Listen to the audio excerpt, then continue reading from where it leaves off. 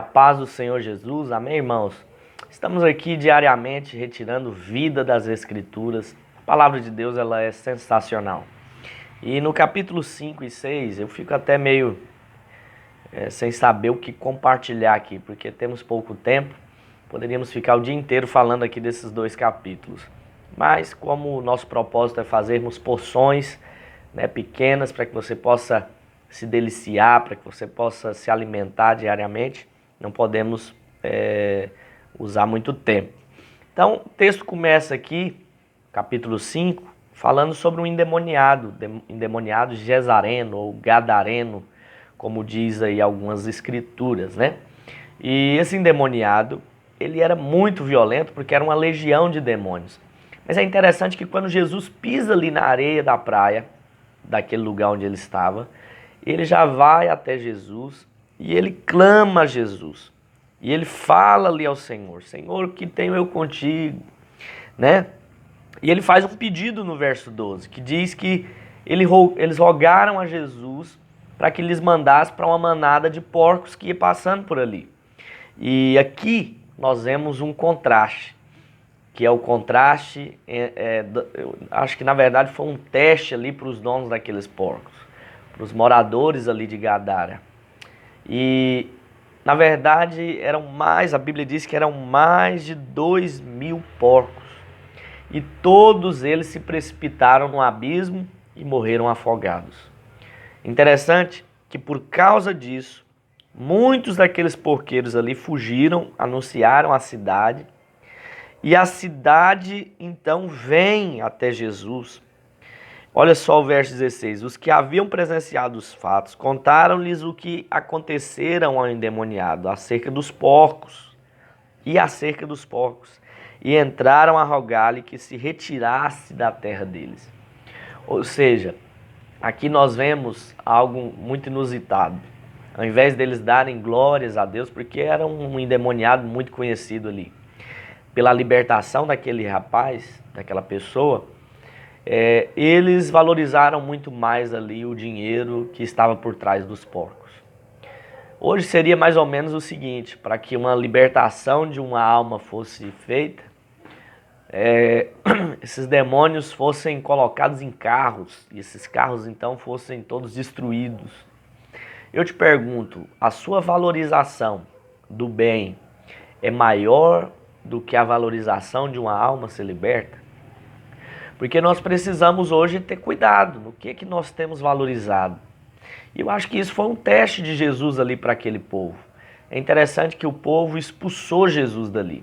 Talvez por temor, de ser lançado dos outros demônios, em outras coisas, em outros animais que eles possuíam, em outros bens. Mas o que nós precisamos tirar aqui desse texto é: uma alma, ela é muito importante para o Senhor. Tem um ditado que diz que uma alma vale mais do que o mundo inteiro. E aqui nós vemos isso claramente. Jesus valorizou mais a vida daquele rapaz do que aqueles mais de 2.000 porcos. Custava muito dinheiro. Então, precisamos valorizar aquilo que o Senhor faz. Amém? Depois, eu não poderia deixar de mencionar isso, temos ali um pedido de Jairo. Jairo, ele era uma pessoa muito importante na sinagoga. A Bíblia diz que ele era um dos mais importantes, um dos principais. E ele chega até Jesus com um pedido. Ele diz: olha, minha filha está próxima da morte. Ela está quase morrendo. E ele clama: vem, põe as mãos sobre elas e eu creio que ela viverá. E ele faz esse clamor no verso 23. Mas é interessante que entre o verso 23, que é o pedido, e até o outro verso, que é a cura, a restauração da vida da filha de Jairo, aparece uma mulher. Eles estavam ali caminhando, Jairo encontra Jesus, estavam caminhando ali com a multidão, e de repente aparece uma mulher que tinha 12 anos, que padecia de um fluxo de sangue, uma hemorragia. E ela vem por trás de Jesus, toca na orla das vestes de Jesus. Jesus fica ali perguntando: cadê? Quem me tocou? Porque saiu poder quando ela tocou. Ela falava consigo mesma: se eu somente tocar suas vestes, eu serei curada. E interessante que nessa multidão, os discípulos falam assim, mestre, mas todos te tocam, como que o senhor pergunta quem tocou? É porque existe um jeito de tocar no Senhor, que é diferente. Existe um jeito natural, existe aquela forma que é um toque de fé. E essa mulher tocou em Jesus de uma forma diferente. Ela chamou a atenção do Senhor e recebeu a cura porque decidiu tocar no Senhor, né, com fé, crendo que seria curada. E aí tem aquela conversa toda e aquela mulher vai contar muito provavelmente o testemunho ainda, né? E Jairo ali, olhando e aflito, meu Deus, minha filha, cadê? Mas ele não fala nada, ele fica ali esperando. Interessante que depois, logo depois que a mulher então é curada e ela aparece ali para Jesus, vieram então ali alguns dos seus servos, no verso 35, e diz, falava ele ainda quando chegaram alguns da casa do chefe da sinagoga, que era Jairo. E eles falavam o quê? Tua filha já morreu, porque ainda incomodas o mestre. Olha só a pergunta. Essa era a questão aqui na vida de Jairo. Era um teste também. Teste de fé. Vem as pessoas falando, sua filha morreu. Por que você está incomodando ainda o mestre? Mas no verso 36, Jesus dá a palavra diferenciada. Ele diz, mas Jesus, sem acudir a tais palavras, disse ao chefe da sinagoga, não temas, crê somente. Sabe qual que é o segredo de nós desfrutarmos os milagres de Deus nas nossas vidas, na vida dos nossos familiares? É tampar os nossos ouvidos para aquelas mentiras, aquelas falsas palavras que têm vindo ao nosso redor e apenas crer. Crer somente. Essa foi a palavra do Senhor para Jairo. É interessante que Jesus chega ali na casa de Jairo e ele fala, olha, essa menina não está morta, está dormindo. E as pessoas riram dele. Ele mandou então que saíssem todos, ficou apenas o pai, a mãe, né? E 2 dos discípulos. E ele então pega na mão daquela menina e declara, né? Levanta-te agora. Eu ordeno, eu te mando, menina, levanta-te. E ela então é restaurada, ressuscitada.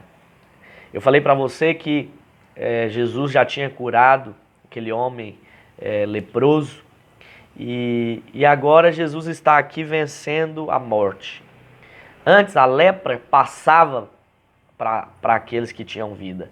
Agora a vida está sendo passada para aquele que é leproso. Antes a morte passava para aquele que tinha vida também. Mas agora a vida está passando para aquela que tem morte. Então Jesus veio para quebrar todos os paradigmas, né, religiosos, né, e fazer ali os milagres na vida das pessoas, porque era isso que ele priorizava. Mas no capítulo 6 também, nós temos aqui algo inusitado. Jesus ele chega em Nazaré, que é o lugar ali onde ele foi criado, e as pessoas começam então a duvidar dele. E no verso 3 eles começam a questionar sobre quem era Jesus. E eles falam, não é este o carpinteiro, filho de Maria, irmão de Tiago, José, Judas e Simão? E não vivem aqui entre nós suas irmãs? E escandalizavam-se nele. Então, eles aqui estavam questionando sobre quem realmente Jesus era. Não é esse o carpinteiro, filho de José, de Maria? Seu irmão não é esse, não é aquele, as suas irmãs? Né? E eles então começam a questionar sobre quem realmente era Jesus. E verso 4 diz, Jesus porém lhes disse, não há profeta sem honra, senão na sua própria terra, entre os seus parentes e na sua casa. Não pôde fazer ali nenhum milagre, senão curar uns poucos enfermos, impondo-lhe as mãos. Sabe o que impede o Senhor de agir? É a falta de honra, é a falta de reconhecimento. É interessante como nós valorizamos pessoas, valorizamos líderes, aqueles que são colocados nas nossas vidas apenas quando nós perdemos.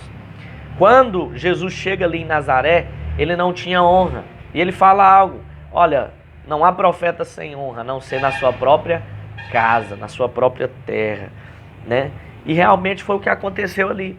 Então, se no meio da sua casa, no meio daqueles que você está, se não há ainda reconhecimento, fique tranquilo, isso é algo normal, né? As pessoas tendem a valorizar muito mais aquilo que é de fora do que aquilo que é de dentro.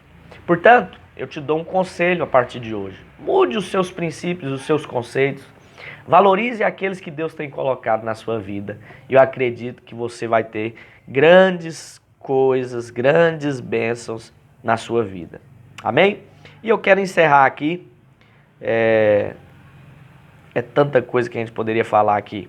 Mas eu gostaria de encerrar no verso 41, que o Senhor então multiplica os pães e os peixes. Disse que uma multidão de mais de 5.000 homens, sem contar mulheres e crianças, vieram ali até Jesus. E os discípulos então falaram: mestre, despede eles para que eles possam comer, procurar o que comer. E o Senhor então fala: não, nós mesmos vamos dar a eles o que comer. E interessante que tinham apenas 5 pães e 2 peixinhos. E esses 5 pães e 2 peixinhos foram suficientes para o Senhor alimentar uma multidão de 5.000 homens, fora mulheres e crianças. E interessante aqui que qual foi o meio que Jesus usou? Verso 41 nos dá aqui a resposta da multiplicação, do crescimento. Se você quer ver multiplicação de alegria na sua casa, multiplicação de prosperidade, de vida, de saúde, está aqui um segredo. Verso 41 ele diz: tomou ele os 5 pães e os 2 peixes, erguendo os olhos aos céus, abençoou, e partindo os pães, deu-os aos seus discípulos para que distribuíssem. E por todos repartiu também os 2 peixes. Todos comeram e se fartaram. E ainda recolheram 12 cestos cheios de pedaços de pão e de peixe. Por que houve essa multiplicação? Quando nós lemos isso aqui em outros evangelhos, você vê que Jesus, ele tendo dado graças, repartiu o pão e entregou os peixes. O segredo de você provar na multiplicação é você ser grato por aquilo que Deus tem colocado na sua mão. Se você hoje participa de uma célula e quer ver a multiplicação da sua célula, seja grato por aqueles que Deus tem colocado aí na sua vida. Se você quer ver o milagre financeiro na sua vida, tenha gratidão por aquilo que Deus tem te dado. Não murmure, não reclame. E eu creio que grandes coisas o Senhor fará e multiplicará na sua vida, a ponto de todos na sua casa estarem saciados, satisfeitos, assim como aconteceu aqui. Amém? Tenha um dia abençoado, seja impactado com essa mensagem, em nome de Jesus.